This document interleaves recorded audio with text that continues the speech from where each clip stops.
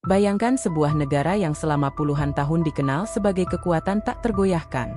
Didukung teknologi militer tercanggih, sekutu yang setia, dan kepercayaan diri yang nyaris tak terbatas. Namun, dalam hitungan hari, semua itu runtuh. Dalam sebuah serangan mendadak yang hanya berlangsung 12 hari, dunia menyaksikan sesuatu yang belum pernah terjadi sebelumnya. Israel, negara yang selama ini berdiri gagah di tengah konflik Timur Tengah, terperosok ke dalam kehancuran total. Bukan hanya kota-kotanya yang hancur, tapi juga ekonominya, kepercayaannya, dan citra yang selama ini dijaga rapat di mata dunia. Dan saat puing-puing berjatuhan, dunia tidak menangis. Dunia menonton. Dunia menertawakan. Langit di atas Israel berubah menjadi merah menyala saat suara ledakan pertama mengguncang fajar di hari pertama. Rudal-rudal canggih yang ditembakkan dari Iran melesat bagai kilat, menghantam jantung instalasi militer dan pusat komunikasi strategis. Masyarakat sipil yang terbiasa hidup di bawah sistem pertahanan tercanggih, kini berhamburan mencari perlindungan. Suara sirene merong tak henti, menyelimuti kota dengan rasa panik yang belum pernah dirasakan sebelumnya. Pusat pertahanan udara Iron Dome kewalahan menghadapi volume serangan yang terus mengalir tanpa jeda. Beberapa rudal berhasil dicegat, tapi sebagian besar lolos, menciptakan kobaran api dan kepanikan. Jalan-jalan utama di Tel Aviv berubah menjadi lautan kendaraan yang ingin keluar dari kota. Banyak yang meninggalkan segalanya, rumah, toko, bahkan kerabat, demi menyelamatkan diri. Tak ada yang menyangka bahwa dalam waktu kurang dari 24 jam, negeri yang disebut paling stabil di kawasan itu akan mulai runtuh dari dalam. Hari kedua dan ketiga menjadi momen paling mencekam. Serangan terarah mulai menghancurkan pembangkit listrik, gudang bahan bakar, serta pusat penyimpanan cadangan pangan. Supermarket kehabisan stok, pom bensin ditutup, dan antrean panjang mulai terbentuk di dapur-dapur umum yang didirikan secara darurat. Rakyat mulai bertanya, mana pemerintah? Di mana perlindungan yang selama ini dibanggakan? Jawaban yang mereka terima hanyalah keheningan dari layar kaca yang gelap. Di media sosial, gambar dan video kehancuran menyebar cepat. Hashtag bernada sindiran mendominasi trending topik global. Beberapa netizen menyebut hari-hari ini sebagai balasan atas puluhan tahun penderitaan rakyat Palestina. Namun di sisi lain, ada pula suara-suara yang menyerukan empati, bahwa tidak semua rakyat Israel adalah pelaku kekejaman.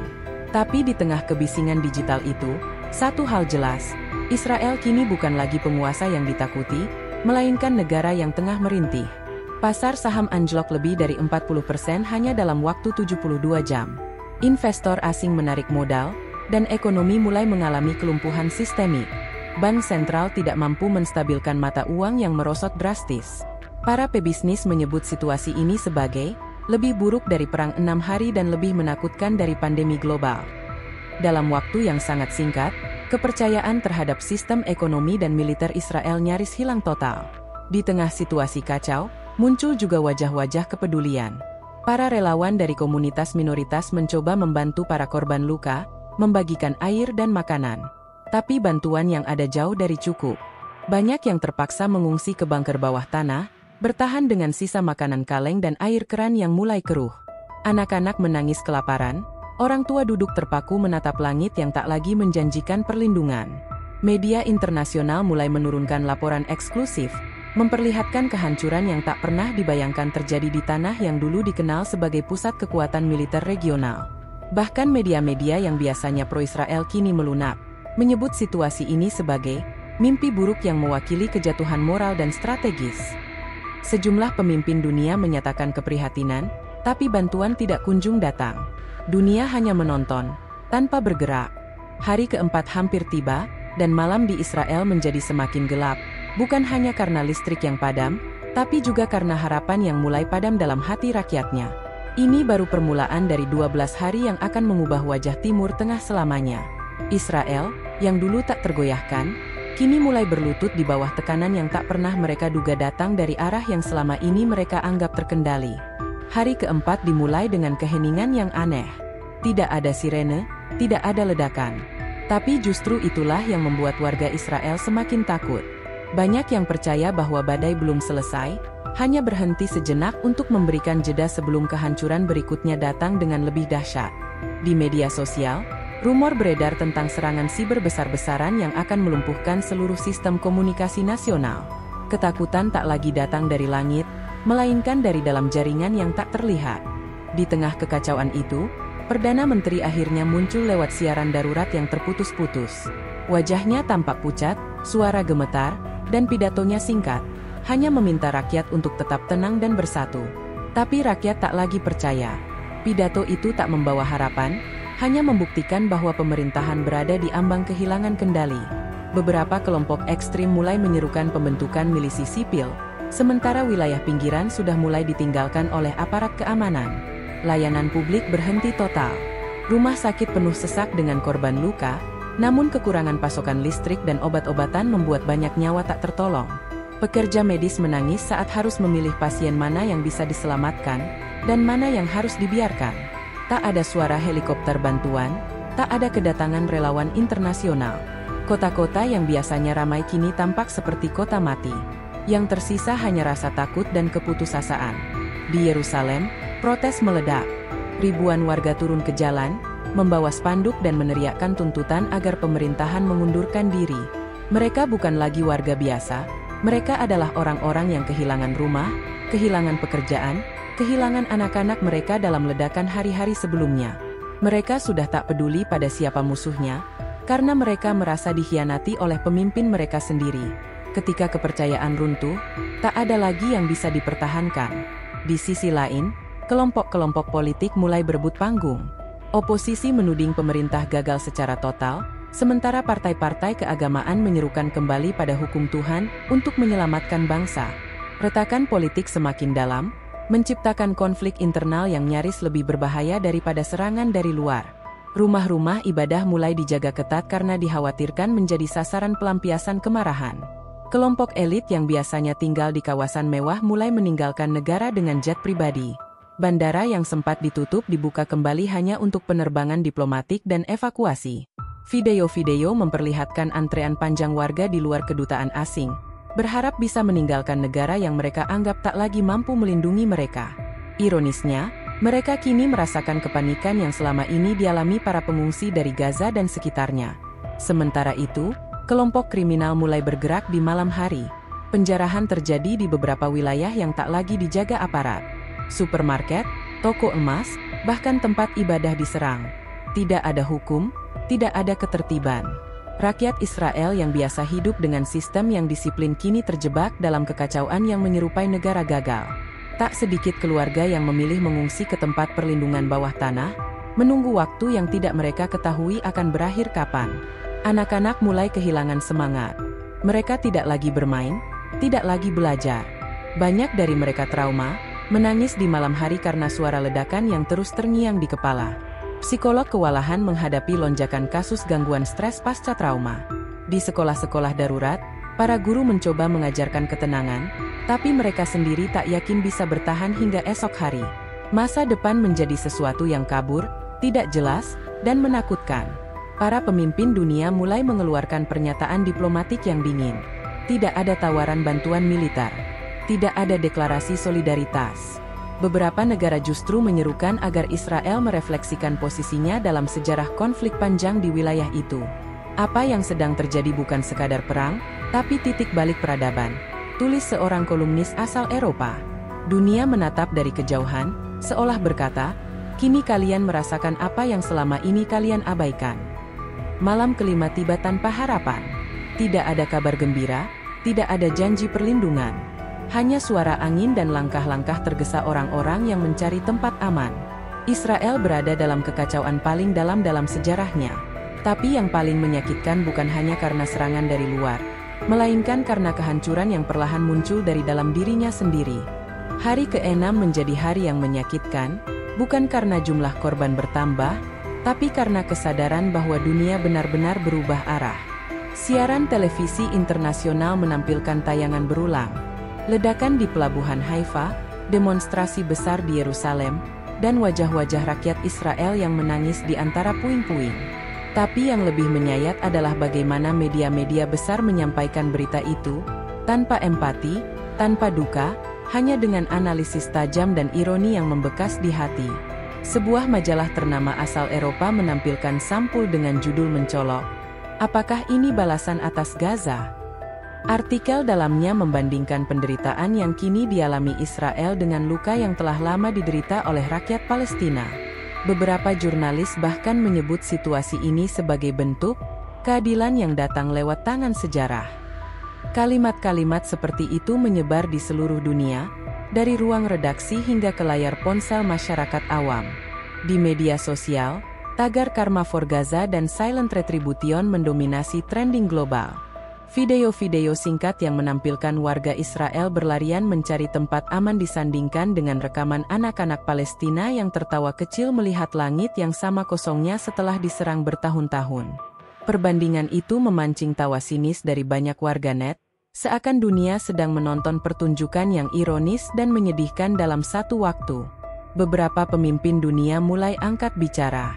Tapi tidak seperti biasanya, tak satu pun dari mereka yang menawarkan dukungan militer. Sebaliknya, mereka menyerukan gencatan senjata dan perenungan moral. Presiden dari negara Asia Selatan menyatakan, tidak ada bangsa yang bisa terus-menerus menabur angin tanpa menuai badai. Dunia seperti sedang mengirimkan pesan halus, bahwa kekuasaan yang dibangun di atas penderitaan akan runtuh pada waktunya. Yang paling mencengangkan adalah diamnya sekutu utama. Amerika Serikat, yang selama ini menjadi pelindung setia, hanya memberikan pernyataan netral dan menyarankan agar Israel segera menyelesaikan konflik secara diplomatik. Tidak ada kapal perang, tidak ada bantuan senjata, hanya kata-kata dingin yang menunjukkan bahwa Israel kini harus berdiri sendiri. Untuk pertama kalinya dalam sejarah modern, negara itu tidak lagi dianggap sebagai benteng tak tergoyahkan. Bahkan beberapa negara Arab yang dulu berseteru kini tampak lebih tenang. Mereka tidak merayakan penderitaan Israel, tapi juga tidak menunjukkan simpati. Kami hanya menonton, ujar seorang pejabat dari Timur Tengah, seperti mereka menonton ketika rumah-rumah kami dihancurkan. Kalimat itu menjadi kutipan viral yang mencerminkan rasa lelah dan dendam yang telah lama dipendam dunia terhadap ketidakadilan yang dianggap dibiarkan terlalu lama. Di tengah krisis, para tokoh intelektual dunia mulai mengadakan forum diskusi terbuka. Topiknya tidak lagi tentang solusi perang, tapi tentang bagaimana dunia melihat ulang posisi Israel dalam percaturan global. Banyak yang menyatakan bahwa peristiwa ini harus menjadi titik evaluasi besar-besaran, bukan untuk membalas dendam, tapi untuk mengembalikan keseimbangan moral. Dunia mulai mempertanyakan, apakah perdamaian bisa tercapai tanpa kejujuran sejarah? Rakyat Israel mulai merasakan beban psikologis yang lebih berat dari serangan rudal. Mereka tidak hanya kehilangan rumah dan pekerjaan, tapi juga kehilangan citra dan martabat di mata dunia. Banyak dari mereka yang merasa ditinggalkan, dikhianati, bahkan diadili tanpa sempat menjelaskan diri. Rasa malu dan marah bercampur dalam hati, menciptakan jurang yang lebih dalam antara rakyat dan pemerintah. Di jalan-jalan yang porak-poranda, mural-mural baru mulai muncul. Salah satunya menggambarkan dua anak, satu memakai bendera Israel, satu lagi mengenakan keffiyah Palestina, berdiri saling menatap, di antara reruntuhan. Di bawahnya tertulis, andai sejak dulu kita memilih duduk bersama, bukan saling menindas. Sebuah karya anonim yang menggambarkan kelelahan batin bangsa yang mulai merindukan makna damai yang sesungguhnya. Hari ke-7 menjelang, tapi suara tawa dunia tak mereda. Tidak semua tawa itu kejam, sebagian adalah tawa getir, karena dunia lelah melihat kekerasan yang tak kunjung selesai. Israel kini tak hanya berjuang melawan serangan, tapi juga berhadapan dengan bayang-bayang dari masa lalu yang tak pernah benar-benar mereka selesaikan. Ini bukan akhir, tapi mungkin ini awal dari sebuah kesadaran baru yang menyakitkan. Hari ke-8 membawa kenyataan yang lebih pahit dari sebelumnya. Setelah serangan fisik dan kehancuran moral, Israel kini berhadapan dengan bencana ekonomi yang tak terelakkan. Nilai mata uang mereka merosot tajam dalam satu malam. Pasar keuangan ditutup paksa, bank-bank mengalami penarikan dana besar-besaran, dan harga kebutuhan pokok melonjak hingga tak lagi terjangkau. Uang tidak lagi punya arti. Orang-orang rela menukar perhiasan untuk sekarung beras atau beberapa botol air bersih. Di pusat kota Tel Aviv, antrean panjang terbentuk di depan toko roti yang masih buka. Tapi tak semua dapat giliran. Seorang ibu menangis histeris saat diberitahu bahwa stok roti habis hanya 5 orang sebelum gilirannya. Ia datang membawa 3 anak kecil yang belum makan sejak kemarin. Tangis anak-anaknya menyatu dengan rintihan ratusan warga lainnya yang mulai merasakan derita yang dulu hanya mereka lihat di televisi. Dari Gaza, dari Rafah, dari Jenin. Pemerintah mencoba meredam situasi dengan menyebar paket bantuan, tapi logistik sudah terputus di banyak titik. Jalan-jalan hancur, gudang logistik terbakar, dan sebagian besar kendaraan dikuasai militer. Bantuan tidak pernah sampai ke tempat yang paling membutuhkan. Kelompok relawan lokal pun mulai kehabisan tenaga. Di banyak wilayah, rakyat mulai membentuk komunitas kecil untuk bertahan hidup bersama, berbagi makanan, dan menjaga keamanan lingkungan dari penjarahan. Keadaan rumah sakit jauh lebih memilukan. Tenaga medis bekerja tanpa alat pelindung yang layak, obat-obatan habis, dan banyak ruang operasi berubah fungsi menjadi ruang rawat darurat. Di salah satu rumah sakit terbesar di Haifa, listrik padam total saat dokter sedang berusaha menyelamatkan seorang bocah korban ledakan. Anak itu meninggal bukan karena luka parah, tapi karena ventilator berhenti berfungsi. Para dokter hanya bisa terdiam, beberapa dari mereka menangis dalam gelap. Sementara itu, pengusaha dan keluarga-keluarga elit mulai meninggalkan negara secara diam-diam. Mereka menyewa jet pribadi, melarikan diri ke negara-negara yang dulunya mereka anggap sekutu sementara. Tapi dunia kini menutup pintu. Beberapa negara bahkan menolak permohonan suaka dari warga Israel karena alasan keamanan nasional. Kejadian ini menjadi simbol kehancuran. Ketika negara yang dulu tak tersentuh, kini tak diinginkan. Di perbatasan-perbatasan, ribuan warga mencoba menyelundupkan diri keluar. Tapi dengan wilayah yang dijaga ketat dan konflik masih berlangsung, sebagian besar hanya bisa bersembunyi di reruntuhan bangunan atau menumpang di rumah-rumah kosong. Beberapa bahkan mencoba menyeberang lewat jalur darat menuju wilayah yang sebelumnya mereka abaikan. Sebuah ironi dalam sejarah perbatasan yang selama ini menjadi simbol pemisah antara kami dan mereka. Anak-anak sekolah tidak lagi belajar. Gedung-gedung pendidikan berubah menjadi pos pengungsian atau tempat penyimpanan makanan. Di salah satu ruang kelas, seorang guru tua berdiri di depan papan tulis yang retak, mencoba membaca cerita tentang perdamaian kepada 5 murid yang tersisa. Ia tahu kata-katanya tak akan mengubah keadaan, tapi ia tetap berbicara, karena itu satu-satunya bentuk perlawanan yang masih bisa ia lakukan terhadap kehancuran total. Di mata internasional, Israel bukan lagi negara kuat, tapi zona bencana. Laporan dari lembaga kemanusiaan menyebutkan bahwa lebih dari separuh penduduk mengalami kelaparan ringan hingga berat. Air bersih menjadi barang mewah. Kematian akibat penyakit mulai meningkat karena sanitasi runtuh. Sekali lagi, dunia mencatat tragedi ini, namun kali ini, dengan catatan kaki. Inilah akibat dari politik tanpa belas kasih. Para analis politik mulai memperkirakan bahwa Israel bisa mengalami keruntuhan struktural permanen jika kondisi ini berlangsung lebih dari 2 minggu. Tak hanya soal perang, tapi tentang hilangnya fondasi kepercayaan dari rakyat terhadap negara. Beberapa tokoh militer bahkan mulai membuka suara, menyebut bahwa kesombongan politik luar negeri selama puluhan tahun akhirnya membawa mereka ke jurang ini. Bukan karena musuh kuat, tapi karena lupa bercermin. Di malam ke-10, langit Israel tampak kosong. Tak ada serangan, tak ada rudal. Hanya keheningan dan bau asap yang masih menggantung. Tapi keheningan itu bukan damai. Itu adalah suara kehancuran total, ketika tidak ada lagi yang bisa dihancurkan. Israel yang dulu berdiri gagah sebagai kekuatan Timur Tengah, kini hanya tersisa sebagai bayangan dari dirinya sendiri, retak, rapuh, dan dipenuhi luka yang mereka tanam sendiri selama bertahun-tahun. Hari ke-11 datang tanpa dentuman, namun justru terasa lebih mencekam. Tidak ada lagi serangan dari langit, tidak ada lagi perlawanan di darat. Iran secara mengejutkan mengumumkan penghentian serangan sepihak. Mereka menyebut bahwa misi telah selesai, dan pesan telah disampaikan. Dunia tercengang, sementara Israel hanya bisa terdiam. Negara itu tidak menang, tidak juga kalah secara militer. Mereka hanya ditinggalkan dalam keadaan porak-poranda, kelelahan, dan kehilangan segalanya.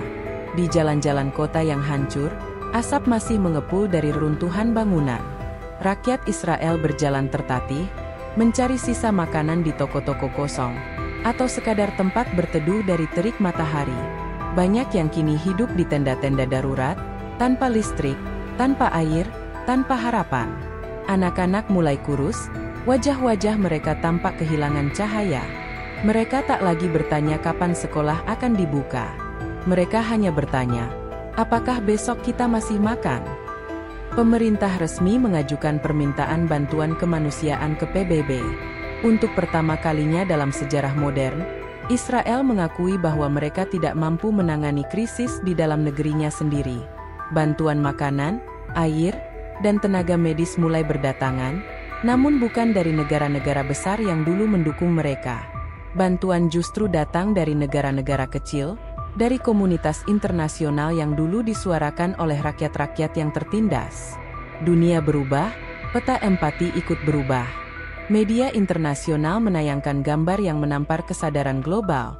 Seorang tentara Israel memeluk anaknya yang kelaparan, duduk di antara puing bangunan yang dulunya markas militer. Kamera menyorot wajahnya yang penuh luka, bukan luka fisik, melainkan luka batin dari kehilangan yang tak terucapkan. Ia tidak bicara banyak, hanya berbisik pelan, "Kami tidak pernah membayangkan, rasa sakit ini bisa sedalam ini."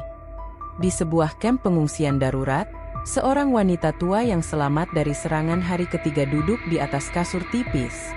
Ia menyulam dengan tenang, meski tangannya gemetar. Ketika ditanya oleh relawan apa yang sedang ia buat, ia menjawab, "Saya sedang menulis ulang doa, bukan untuk menang, tapi agar anak-anak saya tidak menjadi seperti kita." Kata-kata itu tersebar luas di media sosial, menyentuh hati jutaan orang. Refleksi mulai bermunculan di antara rakyat yang tersisa. Banyak yang mulai bertanya, apakah ini semua bisa dicegah jika dulu kami memilih jalan yang berbeda? Dulu, banyak yang diam saat ketidakadilan terjadi. Kini mereka tahu, diam bukanlah netral, diam adalah bentuk izin bagi kejahatan untuk terus tumbuh. Dalam sunyi kehancuran, kesadaran perlahan menyala, meski kecil dan rapuh. Beberapa tokoh masyarakat mulai mengajak rakyat untuk membangun ulang, bukan hanya infrastruktur, tapi cara pandang terhadap sesama. Mereka menyampaikan bahwa ini saatnya berhenti membangun tembok, dan mulai membangun jembatan. Suara-suara perdamaian yang dulu dianggap lemah, kini menjadi satu-satunya sumber kekuatan. Karena setelah semua ini, tak ada lagi kebanggaan dalam menang. Yang tersisa hanya pelajaran dari luka.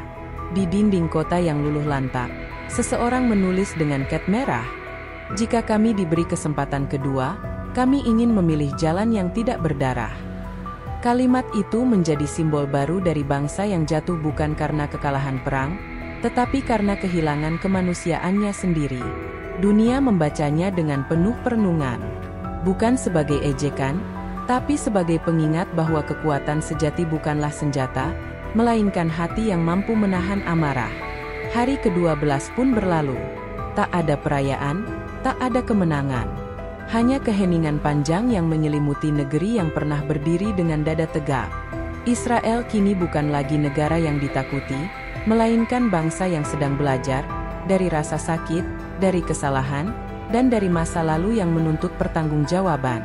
Mereka menyadari bahwa yang mereka hadapi bukan hanya musuh dari luar, tapi juga bayangan dari sejarah yang tak pernah mereka akui sepenuhnya. Dan dunia pun menutup bab ini dengan satu kalimat yang berat, namun penuh makna.